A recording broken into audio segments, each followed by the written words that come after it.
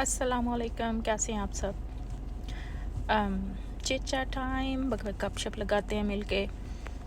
तो मैंने बात ये करनी थी कि ये जो पता नहीं, जब हम पाकिस्तान में थे ना, तो वहाँ पे आते होते थे चीज़ें बेचने वाले, तो वो लेके आते थे आते थे बेडशीट बेचने वाले। उसमें चादरें होती थी, बेडशीटें होती थी, खेस होते थे।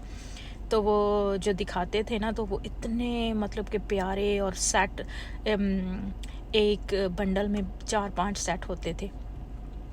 तो वो इतने खूबसूरत होते थे, और वो उन्होंने ना इतने जाते हुए इतने सस्ते में दे के जाना, और जब उन्होंने चले जाना ना, तो बाद में जब खोल के देखना तो किसी की वो पिलो केस मिसिंग होता था, किसी बेडशीट का कोई चीज़ मिसिंग होती थी, मतलब कि 2 पेयर्स नहीं होते थे। और वो ना कि वो जो जितने में बेच के जाते थे ना, वो आधी उसमें से चीज़ें दे के जाते थे, लेकिन जब हम खोल के हमें दिखाते थे तो ऐसे लगता था ओह माय गॉड, और इतनी अच्छी डील। लेकिन वो मिसिंग पीस और मिसिंग चीज़ें होती थी। और ऐसे ही ये आजकल जो है ना, टिकटॉक शॉप है, और ये मतलब कि अमेज़ॉन पे तो मतलब कि अच्छा चीज़ें होती हैं। टिकटॉक शॉप हो गया, टेमो हो गया, शेन हो गया, इस तरह की जो वेबसाइट्स हैं, जब वो चीज़ें एडवर्टाइज़ दिखाते हैं, या जो इन्फ्लुएंसर्स हमें चीज़ें दिखाते हैं, तो ऐसे लगता है जो ओह माय गॉड मैजिक हो रहा है और ऐसे ही काम होएगा। लेकिन जब वो ऑर्डर करते हैं तो वो निकलता वो पठानों वाला माल।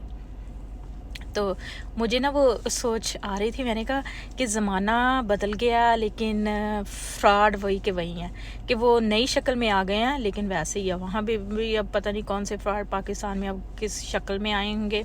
लेकिन यहाँ पे ये जो है ना,